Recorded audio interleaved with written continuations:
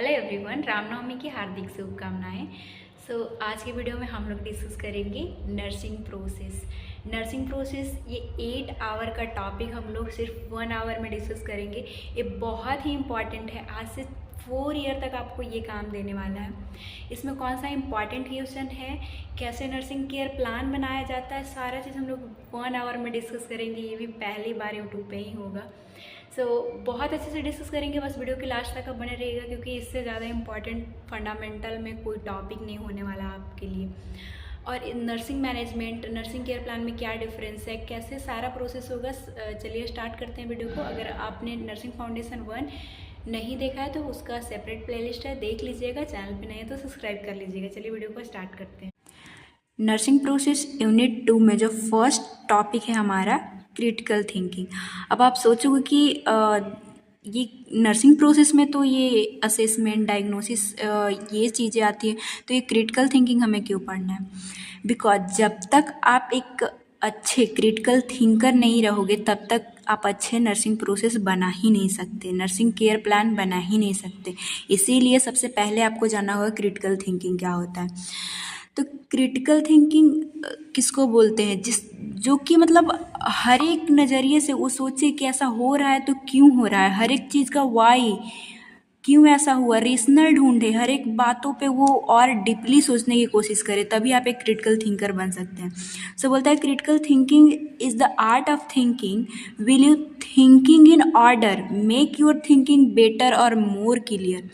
आपको एकदम से एक ऑर्डरली सोचना है, बहुत क्लियर सोचना है किसी बातों के, एक्यूरेट सोचना है और मोर डिफेंसिबल। डिफेंसिबल का मतलब होता है कि आप जो सोच रहे हैं, जो अपना आइडिया देंगे, वो किसी तर्क करके भी वो चीज़ को ना हटा पाए। और ऐसा तब होगा जब आपके पास बहुत सारी प्रैक्टिस होगी, हर एक बातों के आप लर्न करने की कोशिश करेंगे, सीखने की कोशिश करेंगे। इसमें 5 मोड्स इस थिंकिंग में इन्वॉल्व है जो आपको आना चाहिए। सबसे पहले जो चीज़ों को आप सीखे समझे, टोटल रिकॉल, तभी आप नेक्स्ट टाइम डिसीजन ले पाइएगा। सबसे पहले रिकॉलिंग पावर आपके पास होना चाहिए, आपकी हैबिट होना चाहिए इंक्वायरी करने का, कैसा हो रहा है तो क्यों हो रहा है। किसी का हार्ट जैसे कार्डियो रिलेटेड, ये जो कार्डियो पल्मोनरी ये सब रिलेटेड प्रॉब्लम है, उसमें ज़्यादातर चेस्ट प्रॉब्लम होता है। तो आपको उसमें सोचना है कि क्यों प्रॉब्लम हो रहा है, क्या आखिर ऐसी कारण है। न्यू आइडिया एंड क्रिएटिविटी, हमेशा न्यू आइडिया सोचते रहना है, क्रिएटिविटी आपको करते रहना है। आईसीयू वाली नर्स जो होती हैं, जो क्रिटिकल केयर देती हैं, उनमें क्रिटिकल थिंकिंग होना बहुत ज़रूरी है। हर वक्त मोमेंट चेंज होते रहता है, उस टाइम डॉक्टर नहीं रहेंगे, तो आपको क्या करना है, ये थिंकिंग ही काम आती है कि उस पेशेंट में क्या हुआ था, कैसे हमने कंडीशन को ठीक किया था, वो सारी चीज़ों को रिकॉल करके आप नेक्स्ट पेशेंट पे अप्लाई कीजिएगा। तो ये बेसिक सा ये इंट्रो था। डेफिनेशन अगर देखें तो क्रिटिकल थिंकिंग जो है वो रीजनेबल एंड रिफ्लेक्टिव थिंकिंग, मतलब अंदर तक चीज़ों को सोचना, that focused upon deciding what believe और डू। आप जो जानते हैं, जो सीखे हैं, आप क्या करने वाले हैं, ये क्रिटिकल थिंकिंग में आता है। रीजनेबल, एक आपके पास रीजन भी होना चाहिए कि आप क्यों कर रहे हैं। बेसिकली क्रिटिकल थिंकिंग कैसे आती है कि आपके अंदर ये चीज़ें हो कि आप अपना व्यू दे सके, ओपिनियन दे सके, आर्ग्यूमेंट किसी बात पे कर सके कि ऐसा ये मेडिसिन इनको क्यों चल रहा है। कोई भी चीज़ अगर हो रही है तो उसमें आप जैसे क्लास में ही आप क्रिटिकल थिंकर तब बनिएगा जब आप ये टॉपिक में ऐसा क्यों लिखा हुआ है, कब ऐसा हुआ, क्यों, कहाँ, ये सारी चीज़ें आपको पूछना होगा, जानना होगा, तब आप क्रिटिकल थिंकर बनिएगा। तो ये तो ओवरव्यू था, अभी तक आप समझे होंगे। अब कुछ बातें जो कि जैसे आपके सिलेबस में है, क्रिटिकल थिंकिंग कॉम्पिटेंसी, क्या एटीट्यूड होना चाहिए क्रिटिकल थिंकिंग का, और लेवल ऑफ क्रिटिकल थिंकिंग क्या होता है। तो अगर एटीट्यूड देखें क्रिटिकल थिंकिंग के लिए, तो इम्पॉर्टेंट जो चीज़ है वो सबसे पहले इंडिपेंडेंट थॉट। जैसा कि मैं बताइए, कभी कई टाइम पे डॉक्टर नहीं होते तो नर्स को खुद से वो सोच के काम करना पड़ता है। थिंक फॉर देमसेल्फ, आपको खुद से डिसीजन लेना होगा। ईगोसेंट्रिसिटी एंड सोशियोसेंट्रिसिटी का मतलब क्या है कि आपको अपनी ईगो पे ही ध्यान ना दे के, सोशल कस्टम ये सब को साइड में रख के, और आपको एक अच्छा मतलब लोगों के लिए सोचना है, उसके लिए सोचना है, मतलब क्रिटिकल थिंकिंग में आपका ईगो नहीं आना चाहिए, फिर सोशियो कल्चरल जो बिलीव्स है सब होते हैं वो चीज़ें नहीं आना चाहिए। इसके बाद क्या एटीट्यूड होना चाहिए क्रिटिकल थिंकिंग के लिए? इंटेलेक्चुअल ह्यूमिलिटी, मतलब कि अपनी लिमिट आपको पता होना चाहिए कि हमें आता कितना है। सबको अपना लिमिट पता होता है, जैसे कि आप कोई यहाँ बात होती है पेशेंट की केयर की, तो जो चीज़ें आपको आएगी उसी का आप डिसीजन लेके अपने से काम कर पाइएगा, जो चीज़ें आएगी नहीं उस चीज़ों को नहीं करना है। तो ये 3 चीज़ें होनी चाहिए। कैसे क्रिटिकल थिंकिंग आएगी आगे देख। इसके साथ और क्या होना चाहिए? इंटेलेक्चुअल करेज होना चाहिए। मतलब आपको क्रिटिकल थिंकिंग के लिए एटीट्यूड में इंटेलेक्चुअल करेज का मतलब क्या है कि आपकी इच्छा होनी चाहिए, हर समय सीखने की आपके अंदर ये हैबिट होनी चाहिए। इंटीग्रिटी का मतलब क्या है? ऑनेस्ट रहना, अपनी बातों पे टिका रहना। कोई झूठ बोलेंगे तो आपके अंदर एक क्रिटिकल थिंकिंग या फिर क्रिटिकल कामों करने, आप जो चीज़ पेशेंट पे अप्लाई कर दिए तो वहाँ पे झूठ नहीं बोल सकते, उसका आप ही को रिस्पॉन्स देना होगा कि हाँ हमने किया, उसका रेशनल देना होगा। कॉन्फिडेंस इन रीजन, जो आप काम करने वाले हैं उसमें कॉन्फिडेंस हो। फेयर माइंडनेस की मतलब निष्पक्ष, कोई भी इधर उधर की बातें नहीं होनी चाहिए। रिफ्लेक्शन मतलब कि पूरा डीप, जैसे रिफ्लेक्टिव थिंकिंग हम लोग उधर भी देखें तो एकदम से आप बहुत अच्छे से सोच समझ के उस काम को कीजिएगा, क्योंकि आपको जो आप डिसीजन लेके काम कीजिएगा आपको रिस्पॉन्स देना होता है, आप ही के ऊपर अकाउंटेबिलिटी जवाबदेही देनी होती है। नेक्स्ट आता है इंस्टीट्यूशन। इसका इंट्यूशन का मतलब क्या है? फीलिंग, अंडरस्टैंडिंग, मतलब इसका सिंपल सा मतलब है कि क्योंकि इसमें देखिए कि हमें पहले चीज़ों को सीखनी होगी तभी हम एक क्रिटिकल थिंकर बन सकते हैं। तो कोई अगर आपसे अच्छा जो कि आपको सिखा सके या फिर डॉक्टर आपके सामने काम कर रहे हैं तो आपके मन में हर समय फीलिंग अंडरस्टैंड करने की, समझने की कोशिश में आपको लगे रहना चाहिए, तब आप एक क्रिटिकल थिंकर बनिएगा। तो ये एटीट्यूड है, ना आपको झूठ बोलना है ना किसी के पक्ष में काम करना है, हमेशा सीखने की क्वालिटी आपके अंदर होना चाहिए। नेक्स्ट था कि क्रिटिकल केयर की कॉम्पिटेंसी क्या होनी चाहिए, मतलब एक तरह से बोल सकते हैं क्षमता। तो critical thinker involve various competency like a scientific, problem solving, decision making, ये इंक्लूड होना चाहिए। मतलब पूरी तरह से सक्षम होना क्रिटिकल थिंकर में, ये सारी चीज़ें होगी तब होगा। सबसे पहले साइंटिफिक मेथड क्या होता है? ये फर्स्ट स्टेप है, इसके बिना आप आगे नहीं बढ़ सकते, कोई भी डिसीजन नहीं ले सकते। इसका मतलब क्या है? साइंटिफिक मेथड का सिंपल सा मतलब है कि आप कोई भी प्रॉब्लम आपके पास आया, क्योंकि क्रिटिकल थिंकिंग वहीं पे जांच होती है, तो उस प्रॉब्लम को सॉल्व करने से पहले हाइपोथेसिस बनाना कि हम करेंगे तो इसके बाद क्या हो सकता है। साइंटिफिक मेथड में उस तरह से आप सोचिए, साइंटिस्ट लोग ऐसे ही तो करते हैं कि पहले कोई चीज़ का अगर डिस्कवरी कर रहे हैं तो पहले वो ये सोचते हैं कि इसके बाद इससे हो क्या सकता है। लाइट का आविष्कार हुआ तो इससे क्या बेनिफिट है और क्या इसका डिसएडवांटेज है, दोनों चीज़ों को सीखना होता है। तो इसी तरह से आप कोई भी डिसीजन लेंगे तो उसके लिए सबसे पहले हाइपोथेसिस बनाना होगा कि अगर इसकी वजह से कुछ होता है तो क्योंकि आप ही को जवाब देना है। तब आपको हाइपोथेसिस बनाने के बाद प्रॉब्लम सॉल्व करना होगा। इसमें क्या होता है प्रॉब्लम सॉल्व में कि जो जिनके पास अच्छी क्रिटिकल थिंकिंग होती है वो फोकस करते हैं कि इसका सॉल्यूशन मिलेगा कैसे। इसके बाद डिसीजन मेकिंग, अब आपको प्रॉब्लम का सॉल्यूशन मिल ही चुका है तो आपको इम्प्लीमेंट करना होगा, वो डिसीजन लेना होगा। और ज़्यादातर आईसीयू में एक क्रिटिकल थिंकर नर्स की ही रिक्वायरमेंट होती है। क्रिटिकल थिंकिंग बहुत इंपॉर्टेंट है। सो क्रिटिकल थिंकिंग में ये एटीट्यूड, कॉम्पिटेंसी देखने के बाद हम लोग देख लेते हैं लेवल कैसा होता है क्रिटिकल थिंकिंग का। तो 3 लेवल है। सबसे पहले बेसिक, इसके बाद कॉम्प्लेक्स क्रिटिकल थिंकिंग और नेक्स्ट है कमिटमेंट क्रिटिकल थिंकिंग। BC2 से आप याद रखिएगा, एग्जाम में क्रिटिकल थिंकिंग आता है, इसीलिए मैं आपको इंट्रोडक्शन, डेफिनेशन, एटीट्यूड सारा चीज़ एक सीक्वेंस में दी हूँ। सो लेवल 1 में बेसिक क्रिटिकल थिंकिंग क्या है कि accept opinion and value of experts. आपको कुछ नहीं आता, जैसे हम लोग अभी स्टूडेंट हैं, हमें एक क्रिटिकल थिंकर बनना है क्योंकि हम लोग नर्सिंग प्रोफेशन में आए हैं। तो अभी हम लोग के पास बेसिक क्रिटिकल थिंकिंग है, तो हमें क्या करना चाहिए, जो हमारे एक्सपर्ट्स हैं उनके ओपिनियन, वैल्यू को हमें मानना चाहिए। तो हम लोगों के पास अभी कुछ आता नहीं है, बेसिक में हम लोग हैं, जो थोड़ा बहुत आता है वही। तो इस टाइम पे हमें किसी से सीखना चाहिए। लेकिन अगर कॉम्प्लेक्स क्रिटिकल थिंकिंग, जैसे आप रजिस्टर नर्स बन जाते हैं, तब इस लेवल पे बिकम मोर क्रिएटिव, आपको क्रिएटिव होना होगा, आपको प्रॉब्लम की पोटेंशियल क्या है, क्या सिचुएशन है, इन सबों में पार्टिसिपेट करना होगा, आपको खुद काम ले करना होगा। अभी आप स्टूडेंट हैं, हॉस्पिटल जाते हैं, वहाँ पे आपकी कोई रिस्पॉन्सिबिलिटी नहीं होती, आप सीखते हैं ऑब्जर्वेशन। तो आपकी ये बेसिक क्रिटिकल थिंकिंग हुआ। जैसे ही रजिस्टर नर्स, वहाँ पे जो नर्सेस होती हैं वो अपने से काम लेती हैं, उस टाइम पे आपको एक्सपर्ट से अलग होना होगा, अपनी डिसीजन लेना होगा। लास्ट लेवल जो कि हाई लेवल है वो है कमिटमेंट इन क्रिटिकल थिंकिंग। इसमें क्या है कि इस लेवल पे critical thinking reflect on judgement and has cognitive maturity. आप एकदम पूरी तरह से मेच्योर हो सके, आप दूसरों को भी सिखा सकते हैं।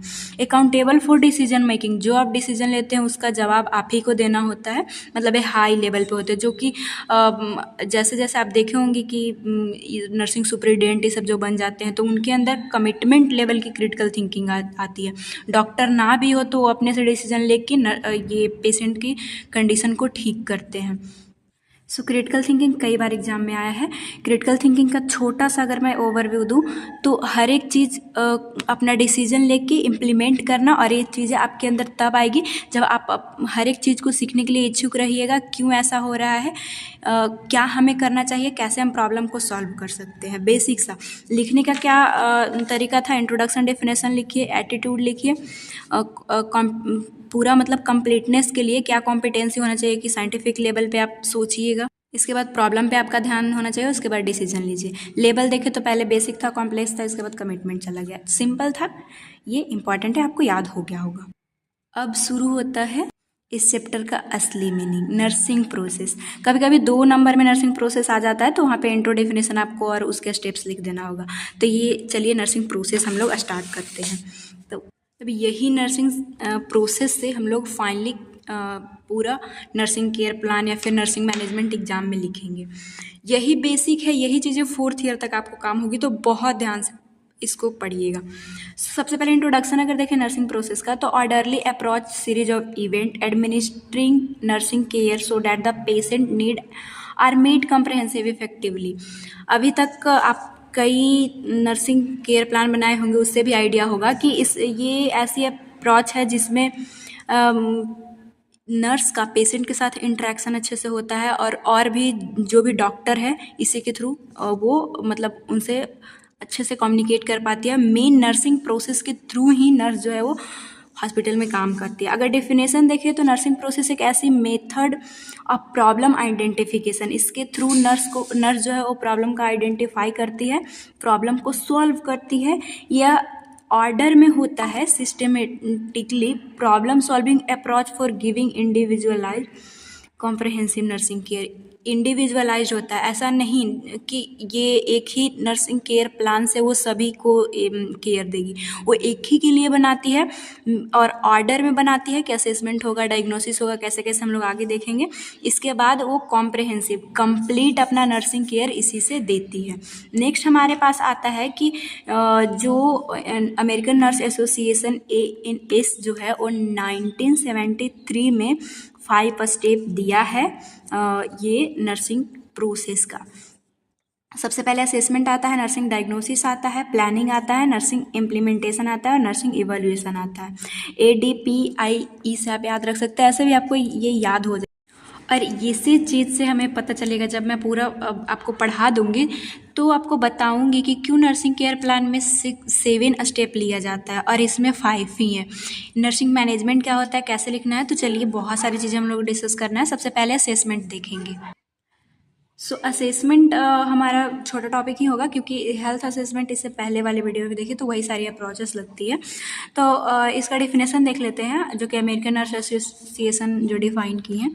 Assessment is a systematic dynamic process है, पूरा हेड टू टेक एग्जाम होता है, जिसमें nurse through interaction with patient और सिग्निफिकेंट अदर जो भी स्टाफ होते हैं वहाँ पे उससे इंट्रैक्ट होती हैं।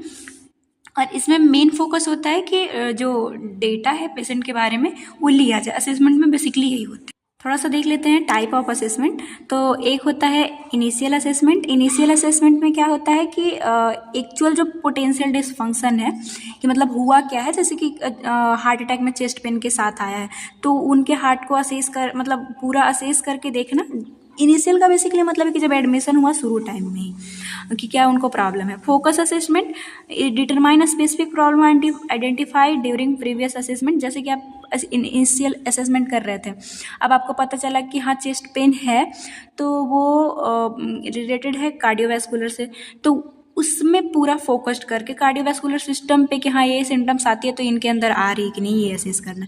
इमरजेंसी स्ट्रेस असेसमेंट में होता है कि लाइफ थ्रेटनिंग सिचुएशन में आए, जब अनकॉन्शियस होके एरो ट्रैफिक एक्सीडेंट हो गया, उसमें अनकॉन्शियस होके आया है, तो उस टाइम जो आप असेस करोगे। टाइम लैप्स असेसमेंट क्या होता है, मतलब बहुत दिनों पे detection change function health pattern after extended period time has पास। जैसे कि कोई क्रोनिक इलनेस हो, डायबिटिक पेशेंट बार बार आ रहा है जा रहा है, तो वो उनका 1 मंथ पे 2 मंथ पे असेस कर रहे हैं हम लोग सिचुएशन, तो वो टाइम लैप्स असेसमेंट होता है। हमारे सिलेबस में देखना है डाटा कलेक्शन का टाइप, सोर्स एंड मेथड, ये आता है। जैसे उसमें क्रिटिकल थी कि नर्सिंग प्रोसेस आएगा, ओवरव्यू लिखने के लिए तो आप इंट्रोडक्शन, डेफिनेशन और ये 5 स्टेप लिखिएगा अगर 2 मार्क्स में है तो। उसी तरह से डाटा कलेक्शन भी आता है, तो चलिए देखते हैं। तो ये सारी जो डायरेक्ट चीज़ें लिखी हैं वो असेसमेंट के प्रोसेस में आता है। तो स्टेप्स में आता है, तो स्टेप्स में फर्स्ट है डाटा कलेक्शन, इसके बाद वैलिडेशन करना डाटा का, ये हेल्थ असेसमेंट में भी पढ़े थे। इसके बाद ऑर्गेनाइज कर लेते हैं, जो भी क्लस्टर ऑफ आप लिए थे उसको ऑर्गेनाइज करना। इसके बाद रिकॉर्डिंग एंड डॉक्यूमेंटिंग तो करना ही होता है, नर्स का मेन काम है। एक एक फिर भी इलाबोरेट करके यहाँ भी बताऊंगी। सबसे पहले डाटा कलेक्शन देख लेते हैं। इसमें include accumulation of information, client के बारे में जितने भी इंफॉर्मेशन उसको एक्यूमुलेट करना। डाटा कलेक्शन जो है इंपॉर्टेंट टास्क है असेसमेंट के लिए। अब असेसमेंट में डाटा कलेक्शन ही करना है, यही तो मेन इंपॉर्टेंट इसमें होता है। नेक्स्ट टाइप था, तो टाइप ये कितने टाइप के होते हैं, तो डाटा कलेक्शन जो है सब्जेक्टिव डाटा, यही हमारे नर्सिंग केयर प्लान में लिखते भी हैं, subjective data and objective data. Subjective data क्या होता है, जो पेशेंट खुद आपको प्रोवाइड करे, जैसे कि वो अपना फीलिंग बताए, परसेप्शन बताए, सेल्फ रिपोर्ट, सिम्टम हमें बहुत पेन हो रही है, हमारा एब्डोमिनल पेन हो रहा है, हम हेडेक हो रही है, सारा चीज़ जो बताएगा। ऑब्जेक्टिव डाटा जो आप ऑब्जर्व किए, जो ऑब्जेक्टिव के द्वारा ऑब्जर्व किया जाता है, जैसे कि रेट ऑफ पल्स हो गया, बीपी जो आप चेक करते हैं, blood pressure, head to toe examination करते हैं, लेबोरेटरी फाइंडिंग के थ्रू जो आप अपने बेसिस पे लिखते हैं। क्या होता है, कैसे लिखा जाता है, सारा लास्ट में मैं बताऊंगी। चलिए आगे देखिए। टाइप के बाद हमें पढ़ना है सोर्स ऑफ डाटा कलेक्शन। कहाँ कहाँ से आप डाटा कलेक्शन कर सकते हैं, तो प्राइमरी में वही बातें आएगी कि जो खुद क्लाइंट आपको बता रहा है वो प्राइमरी आ जाएगा। सेकेंडरी में और आप कहाँ से कर सकते हैं, तो यूज फॉर एडिशन इन्फॉर्मेशन, या फिर जब क्लाइंट एबल ना हो, अनकॉन्शियस हो, तो उस टाइम पे किसी और से जो आपको लेना होता है सेकेंड पर्सन से। फैमिली मेम्बर हो सकते हैं, उसके फ्रेंड्स हो सकते हैं। मेडिकल रिकॉर्ड चेक किया जाता है कि अगर अनकॉन्शियस तो इनको क्या, हार्ट अटैक में आप पेशेंट अगर आया तो वो सारी चीज़ देखी जाएगी, उनकी मेडिकल रिकॉर्ड के पहले भी आया था कि नहीं आया था। डायग्नोस्टिक टेस्ट, ये सब देखा जाता है, जिससे पेशेंट के बारे में डाटा कलेक्ट होती है। तो ये सोर्सेज थी। मेथड ऑफ डाटा कलेक्शन अगर देखें तो उसमें इंटरव्यू के थ्रू आप पर्सनली बैठा के उनसे सारा चीज़ पूछ रहे हैं, हेड टू टो एग्जामिन कर रहे हैं, या फिर डायरेक्ट थ्रू क्वेश्चन सिंपल सा आप पूछ रहे हैं कि हाँ आपको ये चीज़ हुआ था, नहीं हुआ था, तो इस तरह से डाटा आप ले सकते हैं, ऑब्जर्व करके ले सकते हैं। इसके बाद फिजिकल एग्जामिनेशन। फिजिकल एग्जामिनेशन में हमारा क्या आता था, बहुत अच्छे से मैं पढ़ाई थी वो पापे और ये करके, और किस तरह से ये इंपॉर्टेंट था, एब्डोमेन में कैसे चेंज हो जाता है, आपको याद होगा। नहीं देखे तो प्लीज़ वो वीडियो देख लीजिए, बहुत इंपॉर्टेंट है। इंस्पेक्शन, पाल्पेशन, परक्यूशन और स्कल्टेशन के थ्रू जो हम लोग डेटा लिए कि कहीं पे उनका टेंडरनेस या फिर ये सब सारी चीज़ें तो नहीं है, फिजिकल एग्जामिन किए, उससे हम लोग, एक तो मेथड हमारा डाटा कलेक्शन करने का। ये सारी चीज़ें क्या है हम लोग फर्स्ट वीडियो में डिस्कस कर चुके हैं। नेक्स्ट हम लोग देखते हैं हमारा जो नेक्स्ट प्रोसेस स्टेप जो है असेसमेंट का, वो वैलिड करना डाटा को। इसके बाद हम लोग ऑर्गेनाइज करते हैं, तो ये चीज़ आप ध्यान रखिएगा।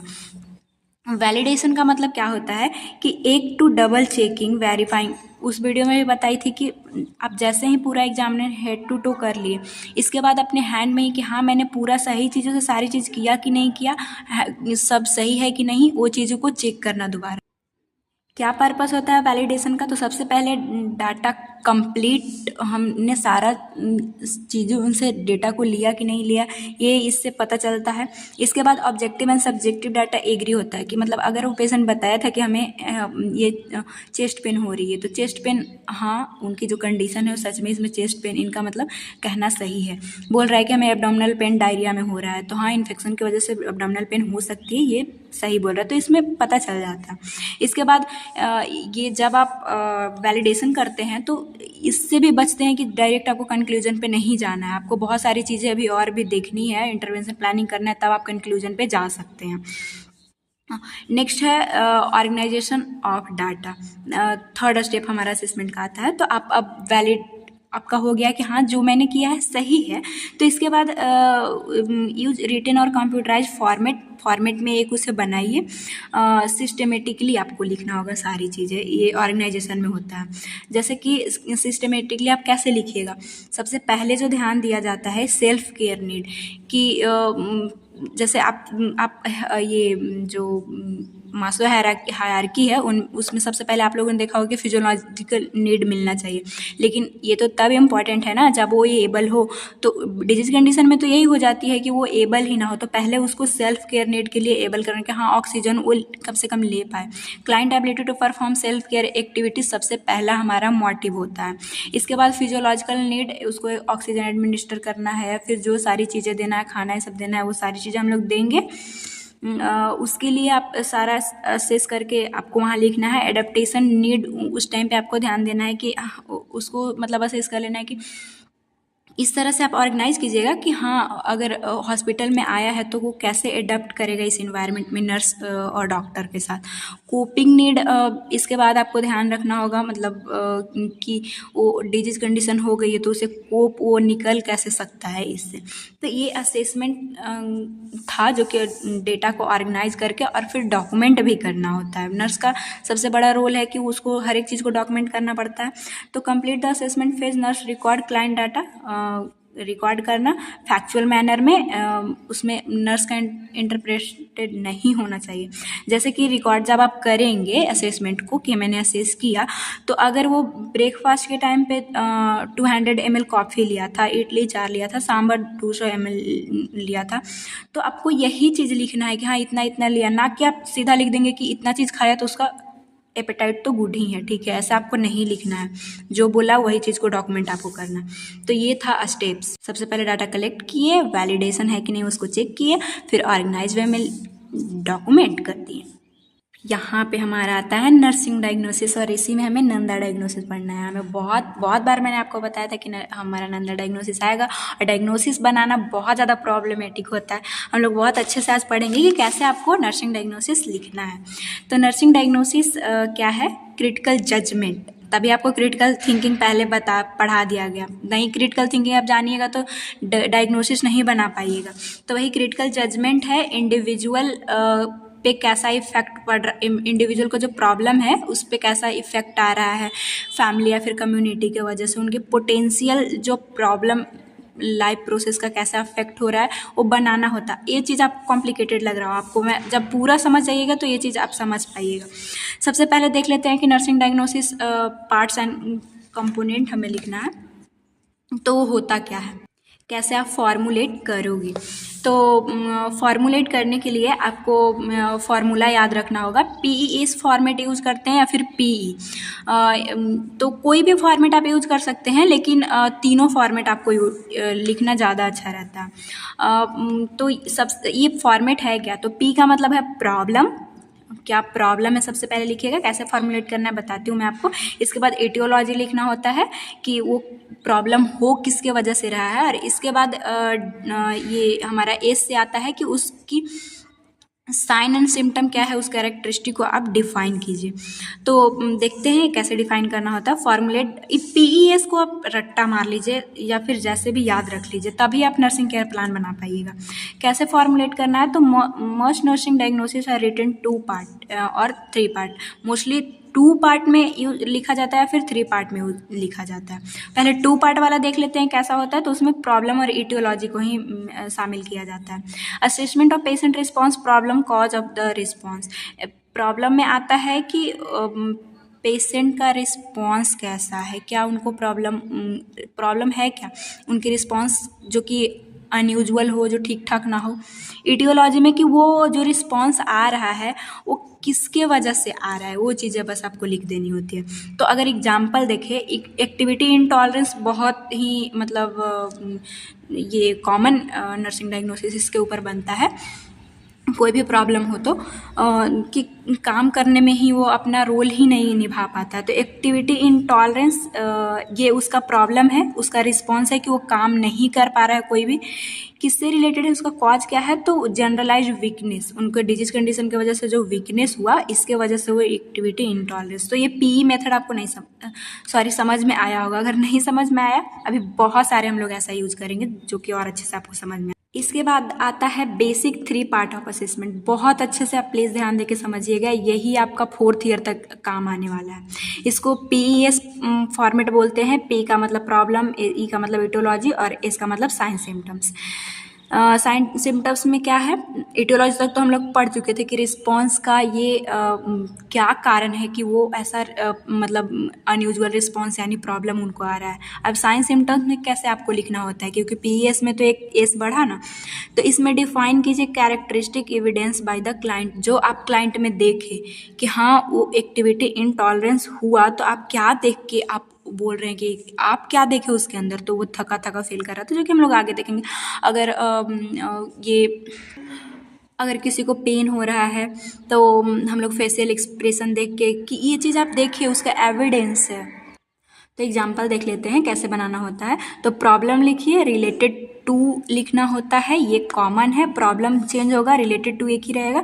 और रिलेटेड टू में क्या लिखिएगा कि क्या इटियोलॉजी था, किसके कारण से वो रिस्पॉन्स चेंज हुआ है।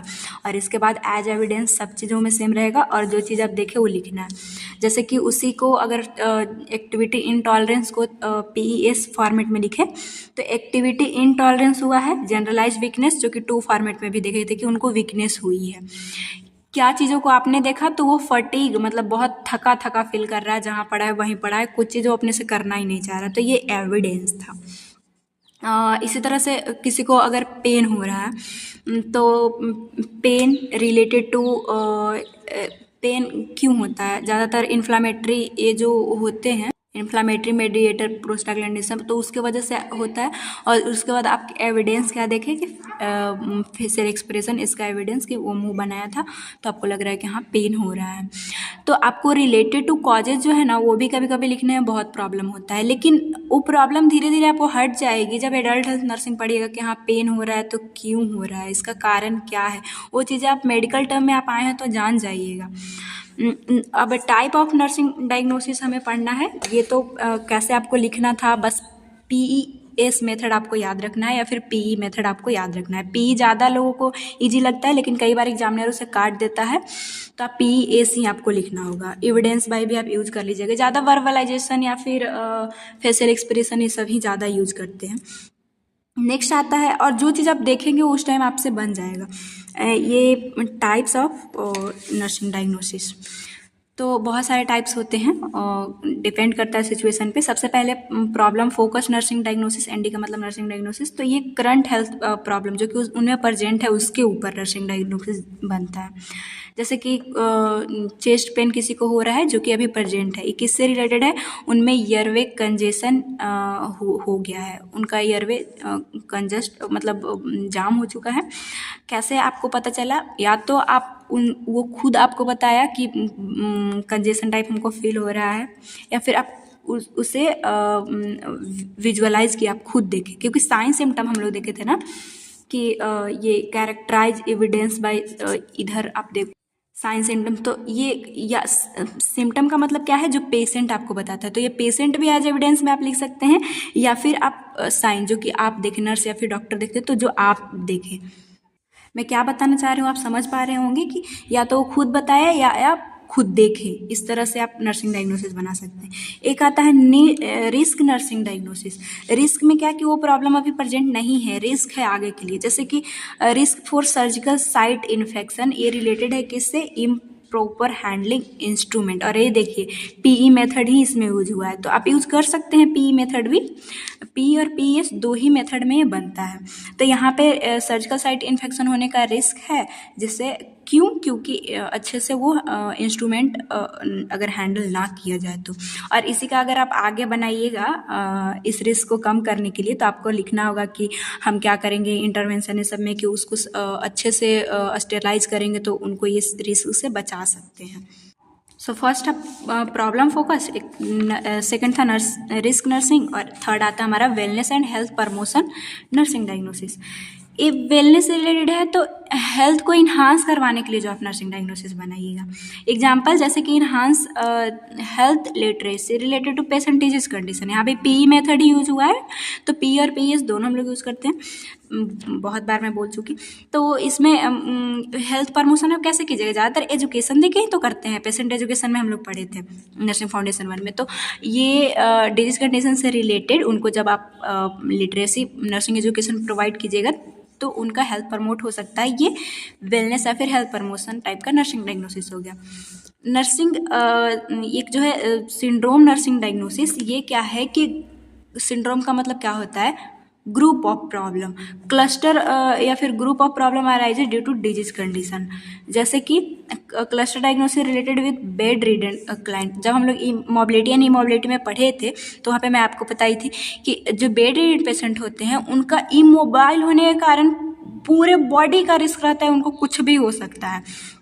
तो उस कंडीशन को हम लोग उस टाइम जो नर्सिंग डायग्नोसिस बनाएंगे उस सिंड्रोम नर्सिंग डायग्नोसिस होगा। कैसे, अब आपको यहाँ पे एविडेंस लिखना होगा। तो एविडेंस में इसमें सिंपल तो है, क्योंकि वो इम्पेयर्ड फिजिकल मोबिलिटी आप उसको देख रहे हैं, कुछ कर ही नहीं पा रहा है, तो ये इसका एविडेंस हो गया। सबसे पहले तो क्लस्टर ऑफ डायग्नोसिस हो सकता है, कुछ भी उसको रेस्पिरेटरी उनको प्रॉब्लम हो सकता है, कुछ भी हो सकता है। क्यों हो सकता है, बेड रिडन है इसीलिए। आप कैसे बोल रहे हैं कि बेड रिडन है, तो एविडेंस है क्योंकि वो कोई काम कर ही नहीं रहा है इसलिए वो बेड रिडन है। अभी तक आप समझ गए होंगे। लास्ट हमारा पॉसिबल नर्सिंग डायग्नोसिस आता है, जिसमें कि हेल्थ प्रॉब्लम अभी कोई क्लियर नहीं है लेकिन हो सकता है। जैसे कि possible social isolation related to unknown aetiology, वो मन में ही इतना थिंकिंग कर रहा है कुछ भी, या फिर disease related to disease condition भी आप लिख सकते हैं। तो कई बार होता है कि जैसे कि ट्यूबरक्लोसिस का पेशेंट हो तो उनको लोग आइसोलेट करते हैं, या फिर एड्स के पेशेंट को आइसोलेट करते हैं, तो ये हो सकता है कि उनको आइसोलेट कर दे। तो उस टाइम पे उन्हें कैसे रिहेबिलिटेशन करना है, ये नर्सिंग डायग्नोसिस बना के हम लोग प्लान करके उनको इंटरवेंशन देते हैं, उनको फैमिली वालों को भी समझाते हैं। तो इस तरह से आपको नर्सिंग डायग्नोसिस बनाना होगा। तो अभी तक आप समझ पाए होंगे कि नर्सिंग डायग्नोसिस कैसे फॉर्मुलेट करना है, क्या करना है। थोड़ा सा अगर मैं आपको लगेगा कि गाइडलाइन मैम आप नहीं बताएं, तो गाइडलाइन में कुछ नहीं, प्रायोरिटी वाइज बनाना होता है। एक डिजीज कंडीशन में बहुत सारे प्रॉब्लम हो सकते हैं, तो पहले अगर हार्ट अटैक वाला पेशेंट आया है तो उनको चेस्ट पेन हो रही है, उससे आपको रिलीव करना है। तो फॉर्मुलेट करने के लिए वो पहले आपको वही चीज़ों को ध्यान रखनी होगी कि हाँ प्रायोरिटी पहले उसको देना है। अब हम लोग देख लेते हैं नंदा अप्रूव्ड डायग्नोसिस, बहुत ही इम्पॉर्टेंट है। तो ये क्या है, नंदा पहले है क्या, तो नंदा 1, अभी इसको नंदा ही नहीं, ये मॉडिफाई हो चुका है, नंदा आई बोलते हैं। इसका मतलब क्या है, इस north American nursing diagnosis association international, I का मतलब है इंटरनेशनल। ये इसका फुल फॉर्म याद रखना बहुत ज़रूरी है, एमसीक्यू में पूछ सकता है। तो ये क्या है, मतलब जो north American nursing diagnosis association है वो डायग्नोसिस के लिए ही काम करता है, एक ऐसा इंस्टीट्यूशन है। इतना सारा है डायग्नोसिस दिया, आप लाइब्रेरी सब में जाके देखिएगा अगर आपके यहाँ हो तो, कि आपको इतना मोटा बुक मिलेगा सिर्फ नर्सिंग डायग्नोसिस लिखने के लिए। ये इसी के ऊपर काम करता है स्पेशली। वही इसका पर्पस या वर्क देख लेते हैं नंदा का। तो ये नंदा जो पहले नंदा था, जो आई हो चुका है इंटरनेशनल, वो जो है प्रोफेशनल ऑर्गेनाइजेशन है, जैसा कि बोली मैं आपको, जो research and develop and disseminate करता है, डिफाइन करता है नर्सिंग डायग्नोसिस के टर्मिनोलॉजी को। भाई साहब इसी के लिए काम करता है। तो तभी तो हम लोगों को भी, मतलब चाहे कितना भी पढ़ ले, थोड़ा मोड़ा तो प्रॉब्लम होता ही है, इसीलिए हम लोग 8 से 10 नर्सिंग डायग्नोसिस को रट्टा मार लेते हैं और हर एक जगह वही चिपकाते हैं। तो सोच सकते हैं कि ये इसी के ऊपर काम करता है। नर्सिंग डायग्नोसिस आपको बनाने के लिए बहुत प्रैक्टिस चाहिए। यहाँ पे आपको मैं ट्रिक दूंगी लास्ट में, जो कि आप यूज कर सकते हैं कैसे नर्सिंग केयर प्लान में डायग्नोसिस बनाना होता है। नेक्स्ट है हिस्ट्री क्या है ये नंदा का। ऑर्गेनाइजेशन वाज फॉर्म, नंदा जो है वो 1982 में ये हुआ था। इसको रीनेम कर दिया गया नंदा आई ये 2002 में। क्यों इंटरनेशनल बन गया? क्योंकि इनके जो मेंबरशिप, इनकी जो चीज़ें थी वो पूरा वर्ल्ड वाइड काम करने लगा, इंटरनेशनल हो गया, इसीलिए इनको नंदा इंटरनेशनल बोला जाने लगा। न्यू नंदा फिर से ये कुछ बहुत सारे एडिशन करके वो नर्सिंग डायग्नोसिस दिया है, जो कि 2080 से 20 में एडिट होके आया है। अब नंदा अप्रूव्ड डायग्नोसिस क्या है, आप बोले तो ऐसे वो एग्ज़ाम में तो उस तरह से आपसे नहीं पूछेगा, लेकिन ये आई क्लेमेट बुक में बहुत अच्छे से दिया हुआ है कि डोमेन करके दिया हुआ है और क्लास करके दिया हुआ है। अगर आप बोलोगे तो मैं टेलीग्राम पे दे दूँगी।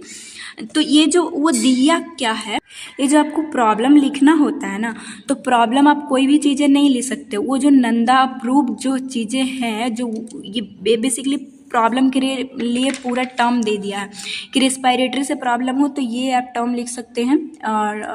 और अगर ये उनको कोई जीआई से प्रॉब्लम है तो ये टर्म लिख सकते हैं। रिस्क से कोई रिस्क है उनको तो ये टर्म लिख सकते हैं। वो बहुत सारा दिया हुआ है जो कि वही टर्म को यूज़ कर सकते हैं। अगर उनका बॉडी टेम्परेचर हाई हुआ है तो आप इंक्रीज बॉडी टेम्परेचर नहीं लिखिएगा, हाइपरथर्मिया ही लिखिएगा। वो सारा टर्मिनोलॉजी दिया है, प्रॉब्लम को आइडेंटिफाई करके वहाँ पे लिखा हुआ है। तो बहुत बड़ा यहाँ समझाना तो पॉसिबल नहीं था, आप उसे पढ़ के भी समझ लीजिएगा। आप अगर मैसेज मतलब कमेंट करते हैं तो मैं टेलीग्राम पे दे दूँगी। और कुछ कॉमन चीज़ें जो मैं लास्ट में भी सिखाऊंगी। लास्ट हमारा डायग्नोसिस में बच जाता है medical diagnosis and nursing diagnosis. So ये मेडिकल डायग्नोसिस और नर्सिंग डायग्नोसिस में क्या डिफरेंस है?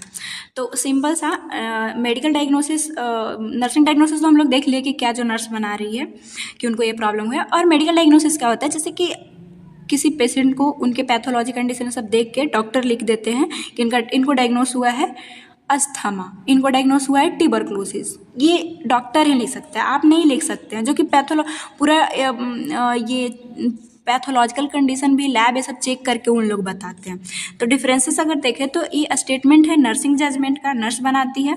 Refer to condition nurses licence to treat, और नर्सेस के पास इसकी लाइसेंस है कि उस सारी चीज़ों को ट्रीट कर सकती है। इसके बाद है ये फिजिशियन बनाते हैं, कंडीशन वाली फिजिशियन कैन ट्रीट, ज़्यादातर फिजिशियन ही उस कंडीशन को ठीक करेंगे, उसमें नर्स हेल्प कर सकती है बस। ये made nurses condition that nurses licence to treat, वही बातें फिर से है कि ये नर्स ही बनाती है इस कंडीशन को, नर्सिंग डायग्नोसिस को, और इसको पास लाइसेंस है कि वो ट्रीट कर सकती है, जो कि यहाँ पे हम लोग देखते हैं। ये बनाते हैं फिजिशियन और वही ट्रीट करते हैं। बस ये चीज़ें दो बार हो गई है। ये स्टेटमेंट है नर्सिंग जजमेंट का, और ये असेसमेंट है मेडिकल जजमेंट डॉक्टर का। डिस्क्राइब पेशेंट फिजिकल, इसमें डिस्क्राइब किया जाता है, मेन ये है। ये चीज़ें तो सिर्फ पॉइंट बढ़ी थी। इसमें नर्स आखिर क्या डिस्क्राइब करती है, उनके फिजिकल कंडीशन, सोशियो कल्चर भी उनको देखना होता है कि देखे तो हम लोग ये कि आइसोलेशन होने की वजह से भी प्रॉब्लम अगर हो रहा है तो उनको नर्सिंग डायग्नोसिस करके उनको केयर देना है। फिजियोलॉजिकल, स्पिरिचुअल, ये सारी चीज़ों को वो इन्वॉल्व इसमें करती है। लेकिन इसमें सिर्फ पैथोलॉजिकल रिस्पॉन्सेस इलनेस का लिया जाता है कि अस्थमा किसके वजह से हुई है, ये सारी चीज़ें, ना कि उसमें सोशियो कल्चर से डॉक्टर का कोई रिलेशन नहीं है। देज रिस्पॉन्सेस वेरी अमंग इंडिविजुअल, सबका कल्चर ये सब अलग होता है, तो ये वेरी कर सकती है। एंजाइटी डिप्रेशन वाली लेवल सब में अलग हो सकती है। नींद ना आना, ये सारी कोई किन्हीं के लिए अस्थमा में ही वो अच्छे से हॉस्पिटल में भी सो सकता है और कोई नहीं सो सकता, किसी को एंजाइटी होगी किसी को नहीं होगी। लेकिन इसमें यूनिफॉर्म रहेगा सबके लिए, जो अस्थमा में उसमें कंडीशन था इसमें भी होगा। Nursing diagnosis related to nurses independent function, वो खुद अकेले उसको मतलब वो काम करेगी, जैसे कि टैपिड स्पॉन्जिंग फॉर फीवर का देना तो वो खुद देगी। इसके बाद इसमें जो है वो प्रिस्क्राइब करते हैं और डिपेंडेंट रोल होती है, मतलब साथ में कोलैबोरेट करना पड़ता है। जैसे टैबलेट पैरासीटामोल लिखे तो वो कौन देगी? नर्स देती है। तो ये था डिफरेंस, ये भी एग्ज़ाम में आता है तो आपको ध्यान रखना होगा। इसके बाद प्लानिंग आता है, बहुत बड़ा है लेकिन हम लोग देखते हैं। थर्ड प्लानिंग, बहुत ही जल्दी कोशिश करूँगी कि ख़त्म हो। प्लानिंग जो है एक प्रोसेस है, designing nursing strategy and intervention required for the problem identification and solve. Strategy बनाना, जैसे आप पढ़ाई में कैसे आपको पढ़ाई करना है उस तरह से प्लानिंग करते हैं। जैसे अब उसको पता चल गया कि फ्लूइड डेफिशिएट हुआ है, तो उस फ्लूइड डेफिशिएट को आप कैसे मेंटेन कीजिएगा, वो प्लानिंग में आता है। कितने टाइप के प्लानिंग होते हैं? तो इनिशियल प्लानिंग होता है, ऑनगोइंग प्लानिंग होता है, डिस्चार्ज। इनिशियल में क्या हो, जो एडमिशन के टाइम पे ही बनाना होगा। ऑनगोइंग की मतलब आप काम कर रहे हैं, उनकी वाइटल साइन सब नीचे हो रही है, फिर फ्लूइड इलेक्ट्रोलाइट डेफिशिएट हो रहा है, तो उसे आप कैसे मेंटेन कीजिएगा। ये जो है डन ऑल नर्सेस, मतलब इनिशियल में तो जो है वही बनाएगी, लेकिन ये शिफ्टिंग चेंज हो रही है, ऑनगोइंग है, मतलब वो पेशेंट हॉस्पिटल में है तो जो नर्स रहेगी वो उसको बनाना पड़ेगा। इसमें set priority for client shifting के थ्रू, इसमें भी प्रायोरिटी सेट करके प्लान आपको करना होगा। ऑनगोइंग समझ गए होंगे आप। डिस्चार्ज प्लानिंग, प्लान हमें ये भी करना होता है कि डिस्चार्ज के बाद भी अगर उनकी कंडीशन ख़राब है या फिर अच्छा है, जैसे कि किसी को प्लास्टर हुआ है तो वो प्लास्टर में इन्फेक्शन ना हो, उसके लिए भी आपको उसको एजुकेशन देना है, तो पहले ये डायग्नोसिस प्लानिंग बना के आपको ये सारा चीज़ करना होगा। तो ये सारी चीज़ें थी टाइप ऑफ प्लानिंग। अब प्रोसेस ऑफ प्लानिंग आता है, जिसमें इस्टेब्लिश प्रायोरिटी पहले करना होता है, फिर गोल आपको बनाना होता है और उसके एक्सपेक्टेड आउटकम आपको देखना होता है। इसके बाद selection of intervention protocol and standard order. यहाँ पे हम लोग समझेंगे कि गोल, इंटरवेंशन एंड इम्प्लीमेंटेशन में क्या डिफरेंस है जब हम लोग एक पढ़ेंगे तो। इसके बाद इसका प्लानिंग के ही प्रोसेस में आता है writing the nursing care plan. Nursing care plan भी इसी में बनाना होता है, जो आपको बनाने को अभी स्टूडेंट को भी कॉलेज में मिलता है ताकि आप सीख सकें। सो आप देख सकते हैं ये जो प्रोसेस में है उसको अलग अलग करके दिया है। तो हम लोग पहले देखते हैं एस्टैब्लिशिंग प्रायोरिटी। तो ये क्या है? Nurse decide nursing diagnosis require attention primarily, secondary and so on. हमें पता है कि नर्सिंग डायग्नोसिस एक डिजीज कंडीशन में बहुत सारे 4-5 बेसिकली बनते हैं, तो कौन इंपॉर्टेंट है उससे सबसे पहले प्रायोरिटी देना है उस एक पर्टिकुलर डायग्नोसिस के ले करके, तब आपको जो है वो गोल बनाना होगा। तो क्या सीक्वेंस होना चाहिए डायग्नोसिस बनाने के लिए? तो हाई प्रायोरिटी सबसे पहले देना होगा, जैसे हम लोग पहले भी देखे थे कि लाइफ थ्रेटनिंग कंडीशन जैसे कि हार्ट या फिर रेस्पिरेटर से प्रॉब्लम हो तो उस प्रॉब्लम को सबसे पहले लेना है। चेस्ट पेन को पहले लेना है, ना कि एंजाइटी ये सब को लेना है। अब मीडियम प्रायोरिटी आता है health threatening problem like acute illness, जैसे कि उस डिजीज कंडीशन की वजह से अगर उनको फीवर है तो फीवर को ठीक करना है। इसके बाद लो प्रायोरिटी किसको देना है? डेवलपमेंटल नीड, जैसे कि हमें एजुकेशन देना है कि उनको नॉलेज डिफिशिएंट है, तो भाई पहले जान बचा लीजिए, उनकी कंडीशन ठीक कर लीजिए, फिर आप नॉलेज उनको देते रहिएगा। या फिर आप मास्लो हायरार्की भी यूज़ कर सकते हैं कि पहले फिजियोलॉजिकल नीड पूरा करना है, इसके बाद लव बिलोंगिंगनेस, सारी चीज़ें हम लोग साइकोलॉजी में पढ़ चुके हैं, टाइम वेस्टिंग होगा। नेक्स्ट हमारा आता है establishing goal and desired outcome, जो कि प्रोसेस में है, तो इसको देख लेते हैं। पर्पस टाइप से सब देखना होगा हमें। तो आफ्टर इस्टेब्लिशिंग प्रायोरिटी जब आप बना लिए तब आपको गोल भी बनाना होगा। इस सारे डायग्नोसिस का एक गोल बनाइए कि उनको अगर फ्लूइड वॉल्यूम डेफिशिएट हुआ है तो उन्हें मेंटेन करना है। अभी जो गोल जो है वो डिजायर्ड आउटकम या फिर चेंज हमें क्लाइंट की बिहेवियर में लाना होता है, वैसा होना चाहिए। ऐसा नहीं कि आप ऐसा गोल बना लीजिए जो कि पॉसिबल ही नहीं है। किसी को टाइप्टिक मेलाइटस हुआ है, हम ही ठीक कर देंगे, ऐसा हो ही नहीं सकता। वो डिजायर्ड आउटकम आपको नहीं मिल पाएगा क्योंकि वो एक तरह का क्रोनिक इलनेस है। 2 टाइप्स के गोल बन सकते हैं, एक तो शॉर्ट टर्म और एक long term. Achieve with a short time, जो कि शॉर्ट टाइम में अचीव करना है, और एक जो कि लॉन्ग टाइम, जो कि क्रोनिक हेल्थ इलनेस हो तो लॉन्ग टाइम में हमें जो अचीव करना होता है। नेक्स्ट एक्सपेक्टेड आउटकम, अगर देखें कि गोल बना एक्सपेक्टेड आउटकम क्या होता है, तो ये specific measurable change client status, जो कि expected occur in response nursing care, कि मतलब आप नर्सिंग केयर कीजिएगा तो हमें क्या आउटकम मिलेगी, वो चीज़ों को हमें देखना होता है, गोल में लिखना होता है। पर्पस क्या है गोल एंड एक्सपेक्टेड आउटकम बनाने का? एक ही चीज़ है गोल एक्सपेक्टेड आउटकम, आप कंफ्यूज मत होइएगा, ये चीज़ अभी आपको ध्यान नहीं देना, बाद में मैं इसको बताऊंगी। Provide direction for planning nursing intervention. अब सिंपल सा, मैं आपको नर्सिंग में नहीं समझ में आ रहा है। आप अपने पढ़ाई में अगर आप स्ट्रैटेजी बनाते हो तो पहले आप क्या करते हो, पहले तो आप ऐसा गोल बनाते हो। और वो गोल क्यों बनाते हो, क्योंकि गोल क्यों बनाया जाता है, ताकि आपको डायरेक्शन एक मिले, ताकि आप अच्छे से पढ़ सको। आपको करना क्या है वो डायरेक्शन के लिए। इसके बाद provide time span for plan activity, कितना देरी में ख़त्म करना है वो भी गोल से ही पता चल जाता है। Serve as criteria for evaluation client progress, goal बनाइएगा तभी पता चलेगा कि हाँ वो चीज़ें अचीव हुई। तो इसके लिए भी इंपॉर्टेंट है। Help motivate the client and nurse providing sense of achievement, goal बनता है इसीलिए तो बोला जाता है कि लाइफ में गोल होना बहुत ज़रूरी है, तभी आपको लगेगा कि हाँ मैंने कुछ अचीव किया।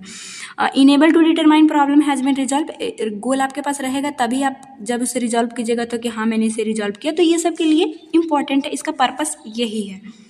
कुछ जो गाइडलाइन आपको ध्यान देना होगा गोल को लिखते वक्त, वो है क्या, या फिर एक्सपेक्टेड आउटकम के लिए क्लाइंट सेंटर्ड होना चाहिए। जैसे कि मैं अभी पढ़ाई के लिए आपको बताई, तो अब पढ़ाई में आप बना रहे हो तो पढ़ाई से रिलेटेड होगा, लेकिन अब हॉस्पिटल गए हैं तो भाई पढ़ाई से तो नहीं, वो क्लाइंट से रिलेटेड, मतलब पेशेंट सेंटर्ड होना चाहिए। सिंगुलर गोल आउटकम, एक टाइम पे एक ही चीज़ों को लेना, इसीलिए तो नर्सिंग डायग्नोसिस 5 होता है, तो पहले एक चीज़ को बनाते हैं और एक ही पे ध्यान देते हैं। जैसे आपको एनाटॉमी साइकोलॉजी सब पढ़ना है, तो पढ़ना तो सब है, लेकिन एक ही चीज़ पे आप एक तरफ एनाटॉमी रख दीजिए, एक तरफ साइकोलॉजी रख, तो क्या पढ़िएगा, एक चीज़ पे आपको ध्यान देना होगा। मेजरेबल होना चाहिए जो कि कर पाएँ। इसके बाद टाइम लिमिटेड, टाइम भी एक होना चाहिए ताकि उतना में हम अचीव कर सके। रियलिस्टिक होना चाहिए, कभी भी ये नहीं कि एकदम हवा में बात कर रहे हैं। तो कुछ गाइडलाइन था। अब कंपोनेंट क्या होता है, जो कि यहाँ पे आप देख सकते हैं, कंपोनेंट आपको लिखना है। हम लोग टाइप से सब सारा चीज़ देखने के बाद शॉर्ट टर्म लॉन्ग टर्म में सब देख लिया, गाइडलाइन भी देख ली। इसके बाद ये कैसे आपको लिखना है आउटकम, वो चीज़ देख लेते हैं। तो इसमें सब्जेक्ट वर्ब और किस चीज़ को मॉडिफाई कर रहे हैं और आपका क्या परफॉर्मेंस क्राइटेरिया है, वो चीज़ें आना चाहिए। नहीं समझ में आया, एग्जाम्पल देख लेते हैं। क्लाइंट विल एम्बुलेंट, वो एक क्लाइंट जो कि क्रच पे आया था, सो क्या अपने से नहीं चल सकता था, तो उसके लिए आप क्या गोल बनाइएगा कि मेरा ये गोल है कि मैं उसे वो ऐसा उसको केयर दूँ कि वो एम्बुलेंट, मतलब ये काम हो गया। सबसे पहले तो सब्जेक्ट लिया आप क्लाइंट को, और उसको क्या करवाना है आपको, एम्बुलेंट। ये वर्ब आता है कोई काम को करना, तो वो खुद से चलने लगे। किस चीज़ को आप मॉडिफाई करें, वो क्रच से आया था ना, वो अनअसिस्टेड, मतलब बिना क्रच के वो कब तक, जब परफॉर्मेंस का क्राइटेरिया आप कब तक इसे कंप्लीट कीजिएगा, डिस्चार्ज से पहले ये सारा चीज़ मैं कर दूंगा, ऐसा उसकी कंडीशन हो जाएगी, ये मेरा गोल है। सेलेक्टिंग इंटरवेंशन हमें पढ़ना है, इसी में टाइप से सब बोल रहा है, हम लोग देख लेंगे। यहाँ पे ही आपको समझना होगा, यहाँ पे ही हमें समझ में नहीं आती है ये 7 पॉइंट क्यों लिखना होता है।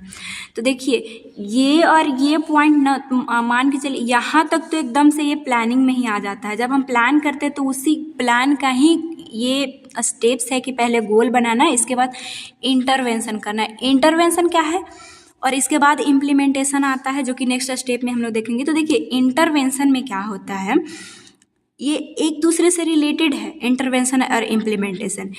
इंटरवेंशन में आप वो काम कीजिएगा, रणनीति बनाइएगा कि प्रॉब्लम को हमें सॉल्व करना कैसे है, उसके ऊपर आप काम कीजिएगा, इंटरवेंशन होगा। और वही इम्प्लीमेंटेशन में उस काम को अंजाम देना, जैसे कि आपको एग्ज़ाम, आप प्लानिंग, एक गोल प्लान किए थे कि हमें पास होना है, तो हमें कैसे पास होना है, 1 घंटा में एनाटॉमी पढ़ना होगा, और चाहे जितना आपका मन किया हमें इतना देर एनाटॉमी पढ़ना है, इतना देर ये साइकोलॉजी पढ़ना है।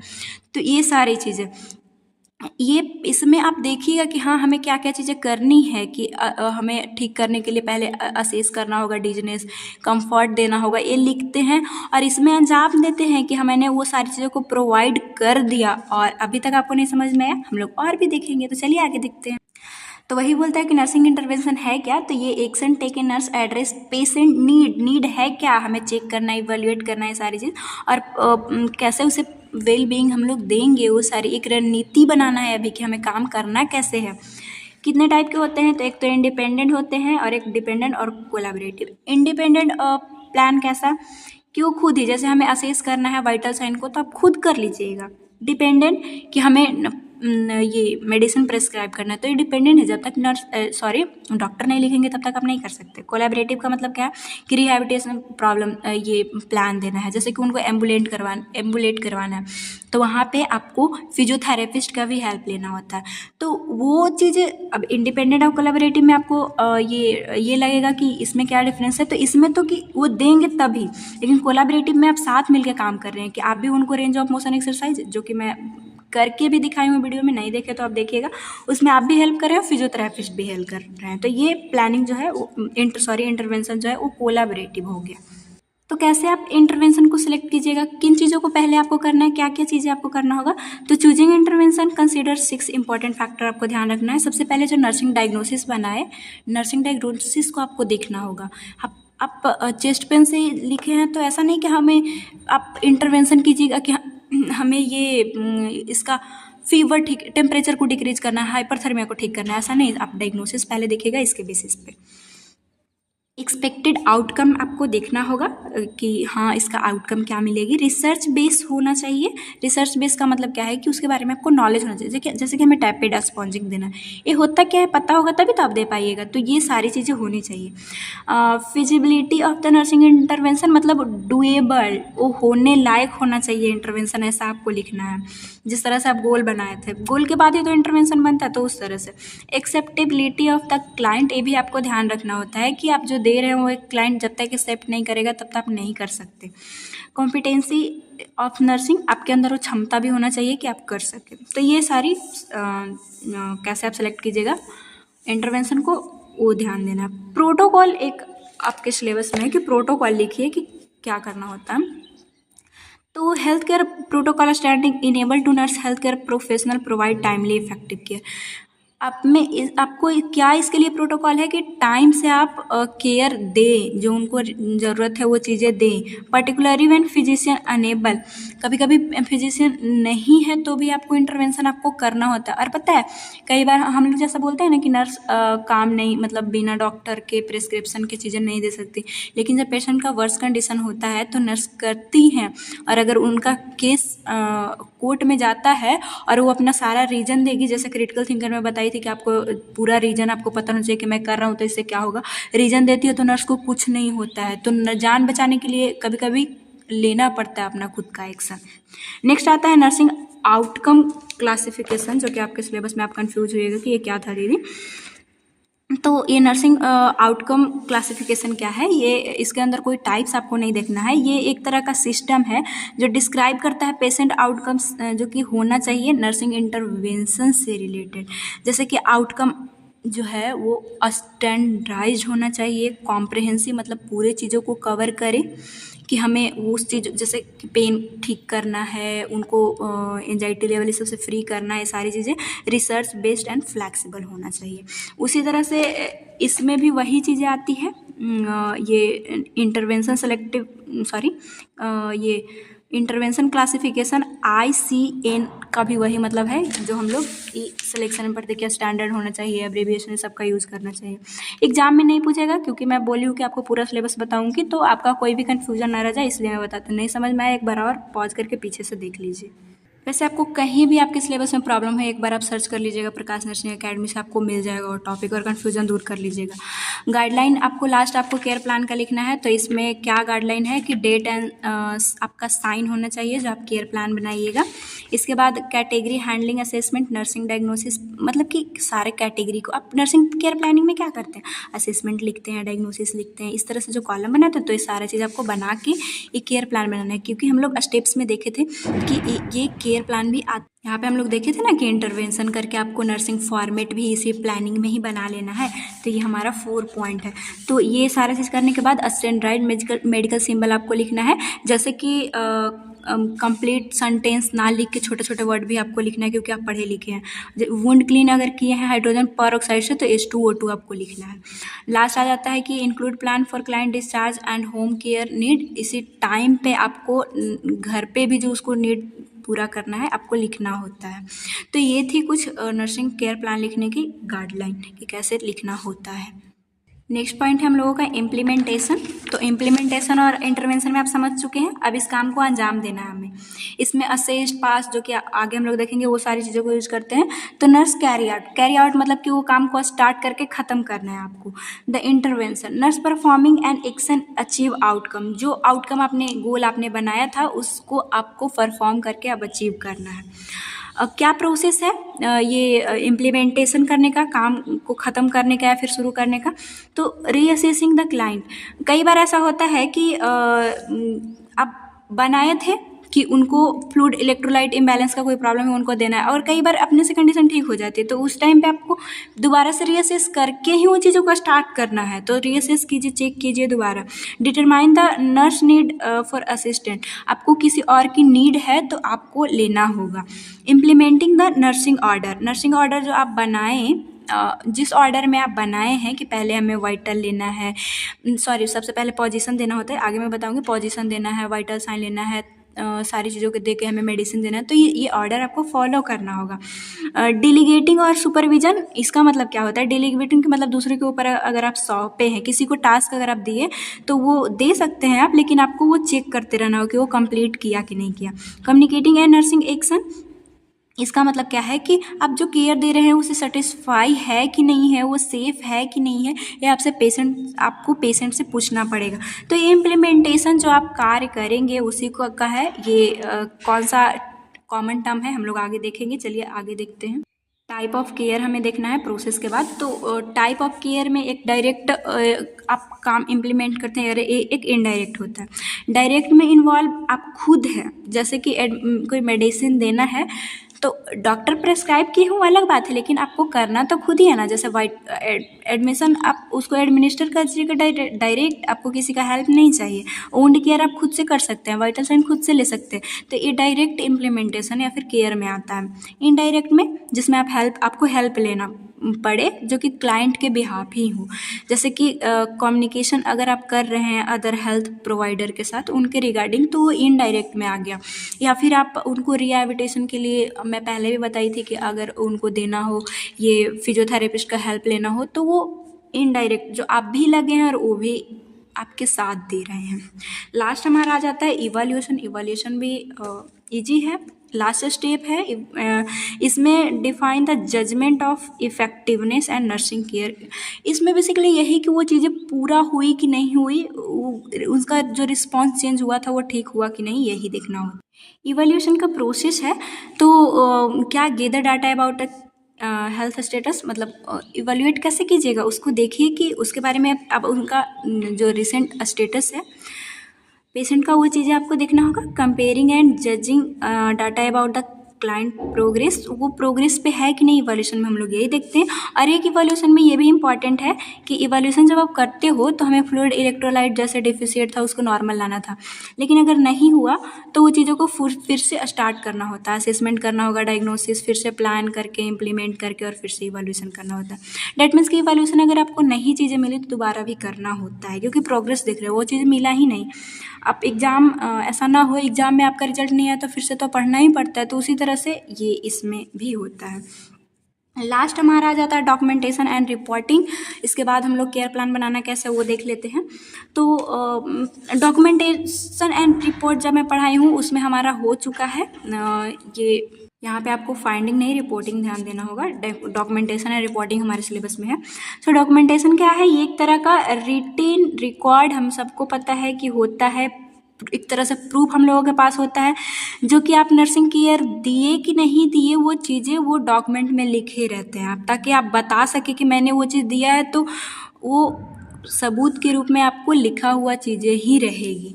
क्या क्या काम करता है, तो सबसे पहले तो कम्युनिकेशन, मतलब किसी रिटन फॉर्म में ये इन्फॉर्मेशन दूसरों को बताता है कि हाँ ये चीज़ें हुई थी। प्लानिंग क्लाइंट केयर को अगर दोबारा से वही कंडीशन हुआ तो अगर प्लान करना हो तो हम लोग उसको यूज कर सकते हैं, उस डॉक्यूमेंट अगर किया हो तो। रिसर्च के लिए भी इसे यूज किया जाता है कि कैसे इस चीज़ में ये चीज़ें दिया गया था तो ठीक हुई थी। एजुकेशन पर्पज से हम लोग भी जाके देखते हैं। लीगल डॉक्यूमेंटेशन लीगली भी हमें बचाता है। और हेल्थ केयर केयर एनालिसिस भी करता है इसी के थ्रू कि हाँ उन्हें ठीक हुआ था नहीं हुआ था, या फिर हेल्थ केयर जो वो इंस्टीट्यूशन है वो सही दे रहा है कि नहीं, वहाँ की नर्सेज अच्छे से काम कर रही है कि नहीं, डॉक्यूमेंटेशन के थ्रू पता चलता है। और रिकॉर्डिंग और डॉक्यूमेंटेशन में ही रिकॉर्डिंग आता है, और रिपोर्टिंग क्या होता है, डिफरेंसेस हम लोग उसमें पढ़ चुके थे। रिपोर्टिंग जिसे हम लोग ओरली भी बोल सकते हैं अगर कंडीशन उतना वर्स ना हो तो ये हमारा ख़त्म होता है पूरा सिलेबस हमारा। अब क्योंकि मैं आपको बताई थी कि नर्सिंग केयर प्लान बनाना आपको सिखा दूंगी, तो ये चलिए स्टार्ट करते हैं बिना टाइम को वेस्ट किए। सबसे पहले तो हमें ये चीज़ देखिए, हमसे जब मैं फीवर पढ़ाई थी तो फीवर का मैनेजमेंट का ये क्वेश्चन आता है। तो हम एक कोई कमेंट बॉक्स में बोली थी कि प्लीज़ उसे बताइए, तो यहाँ पे मैं आपको बता देती हूँ। नर्सिंग केयर प्लान और नर्सिंग मैनेजमेंट में थोड़ा सा डिफरेंस होता है और कैसे लिखना है वो बताती हूँ। नर्सिंग मैनेजमेंट के लिए आपको DOIR मेथड बस यूज करना होता है, उसमें असेसमेंट और इवैल्यूएशन नहीं लिखते।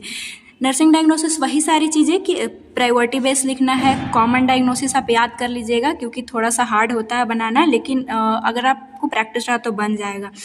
इस सभी सिस्टम के लिए जो मैं आपको टेलीग्राम पे प्रोवाइड करूँगी वहाँ पे मिलेगा भी आपको, तो आपको बना लेना है, प्रैक्टिस से आपका हो जाएगा।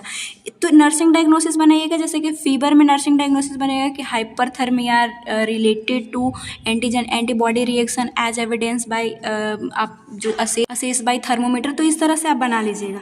आउटकम एंड गोल आपको लिखना होता है, जो कि इसमें कॉमन सा यूज होगा कि रिलीफ करना है, रिड्यूस करना है टेम्परेचर को, या फिर कोई फ्लूइड इलेक्ट्रोलाइट इम्बैलेंस हुआ है तो मेंटेन करना है। इसमें बेसिकली ये ध्यान देना होता है गोल में कि आप चाहते क्या हो। इसके बाद नर्सिंग इंटरवेंशन आपको लिखना होता है। DOIR मेथड नर्सिंग मैनेजमेंट के लिए यूज़ करना है। तो नर्सिंग इंटरवेंशन में आपको सबसे प्रायोरिटी वाइज लिखना होता है। पहले मैं बताई तो सबसे पहले पोजीशन देना होता है, कैसे भी आया है, कहीं से भी आया है तो पोजीशन उसको दीजिए। इसके बाद असेस कीजिए, असेस टेक्निक आना चाहिए आपको, वाइटल साइन सब चेक करना है। तब आपको कंफर्ट मेजर देना होता है। कंफर्ट मेजर बता चुकी हूँ कि अगर कार्डियक टेबल देना है, सब कुछ भी आप कर सकते हैं। चार्टिंग कीजिए कि ब्लड लॉस कैसे हुआ है, यूरिन लॉस हुआ है। इसके बाद बैलेंस, इसके बाद आपको देखना होगा कि न्यूट्रिशन ये सब इलेक्ट्रोलाइट इम्बैलेंस हुआ है, तो वो चीज़ हमें देखना है। नर्सिंग प्लानिंग में ये सारा चीज़ करने के बाद लास्ट में आपको फार्माकोलॉजिकल इंटरवेंशन करना होता है, मेडिसिन देना होता है। अगर आप कोई प्रोसीजर किए हैं, उनको बाथिंग दिए हैं, तो ये भी आप लिख सकते हैं। और लास्ट में आपको रेशनल बताना होता है कि पोजीशन आप क्यों दिए, तो उनको कंफर्ट देने के लिए, ये सारी चीज़ें लिखनी होती है। तो ये नर्सिंग मैनेजमेंट जो कि लाइफ टाइम याद रखिएगा। अगर आपको याद नहीं हुआ है तो हमें कमेंट बॉक्स में लिखिए, मैं आपको बोर्ड पे बताऊंगी, और अगर याद हो गया तो ठीक। और नर्सिंग केयर प्लान कि कैसे 7 पॉइंट हो जाता है वो देख लेते हैं। तो सबसे पहले असेसमेंट लिखना होता है, जिसमें सब्जेक्टिव और ऑब्जेक्टिव डाटा लिखिएगा। इसके बाद डायग्नोसिस में आप क्या एक कॉमन सी चीज़ है, एक्यूट पेन वाला बना सकते हैं, नॉलेज डेफिसिएट वाला बना सकते हैं, एंजाइटी फटीग वाला बना सकते हैं। मैं आपको 5 दे देती हूँ फॉर्मेट, आप इसे स्क्रीनशॉट ले लीजिए और एनालाइज कर लीजिए। वीडियो बहुत बड़ा हो रहा है तो ये हो गया कि कैसे नॉलेज डिफिशिएंट में लिखना है और कैसे ये लिखना है, कॉमन चीज़ें हैं। इसके बाद जब भी आप ऑब्जेक्टिव या गोल बनाते हैं तो उसमें आपको जैसे कि उनको इंक्रीज ये सब यूज करना है, या फिर अगर पेन हो रहा है तो डिक्रीज करना है, प्रूफ या फिर अवेयर, नॉलेज नहीं तो अवेयर करना है, रिड्यूस, ये सब सारी चीज़ों को यूज करके आपको गोल बनाना है। असेसमेंट इंटरवेंशन में जो पहले मैं बताई कि असेस टेक्नोलॉजी कैसे प्रिस्क्राइब मेडिसिन ये सब करना है। रेशनल में आपको लिखना होता है कि हाँ मैंने ये सब क्यों दिया, जैसे कि अगर मैं ये असेस डिजीनेस क्यों, क्योंकि हमें उससे डेटा लेना था। अगर रेस्ट दे रहे हैं तो क्यों, क्योंकि उसको सीवियर एपिसोड था, तो वो इंजरी को, जैसे ये लेबिरिंथाइटिस का है, इसमें प्रॉब्लम गिरने की होती है, तो उसमें उनको रेस्ट दिया, तो क्यों दिया, क्योंकि उस इंजरी को रोकने के लिए, तो ये हमारा पर्पस था। वही अगर मैंने अच्छा इन्वायरमेंट दिया ताकि उनका एयर फ्लो ठीक हो सके, तो ये आपको रेशनल लिखना होता है। रेशनल नॉर्मल है, आप लिख लीजिएगा ये दिमाग। अब इम्प्लीमेंटेशन ये वाला मैं लिख दी हूँ। तो इम्प्लीमेंटेशन इस तरह से फॉर्मेट यूज़ करना होता है। रेशनल में आपको बता दी, इम्प्लीमेंटेशन में कॉमन चीज़ें हैं जो असेस, चेक, पोजीशन, आपने वो चीज़ को कर दिया। जैसे मैंने कंडीशन को असेस कर लिया, इसके बाद मैंने केयर प्रोवाइड कर दिया, मैंने वेंटिलेशन दे दिया, प्रोवाइडेड, असेस्ड, ये सब चीज़ें। और इवैल्यूएशन में कि वो ठीक, मैंने वो चीज़ को अचीव कर लिया, free from risk of injury, यही फ्री फ्रॉम सारी चीज़ों से वो फ्री हो गया, कंफर्ट फील कर रहा है। तो आई होप कि आप समझ पा रहे होंगे QSI 7 पॉइंट यूज़ हुआ क्योंकि ये प्लानिंग में ही ऑब्जेक्टिव और इंटरवेंशन आ जाता है और एक चीज़ हमें रेशनल यूज़ करनी होती है। अगर आपको नहीं समझ में आया कमेंट बॉक्स में लिखिए, मैं बोर्ड पे समझाने की आपको कोशिश करूँगी, लेकिन आपका रिस्पॉन्स रहा तो बस इतना ही। तो आई होप कि ये टॉपिक आपको समझ में आया होगा। कहीं भी डाउट हो, क्योंकि ये बहुत इंपॉर्टेंट है, इसके रिगार्डिंग आपको पूरा 4 साल काम आने वाला है। कोई भी डाउट रह गया हो तो आप बेशक कमेंट बॉक्स में लिखिए, मैं उसे बोर्ड में पर भी समझाने की कोशिश करूँगी। जैसे कि मैं आपको बताई हूँ, मेरे पास वाइट बोर्ड है, बट क्योंकि नोट्स जो आपको चाहिए होता है और इतनी सारी अकॉर्डिंग टू INC बोर्ड पे मैं नहीं समझा सकती, इसीलिए मैं आपको ये पेपर पेन से समझाती हूँ। तो अगर आपकी इससे के रिगार्डिंग नर्सिंग डायग्नोसिस पे और भी वीडियो चाहिए, नर्सिंग प्रोसेस पे और वीडियो चाहिए, तो आप बेशक लिखिएगा, मैं बता दूँगी।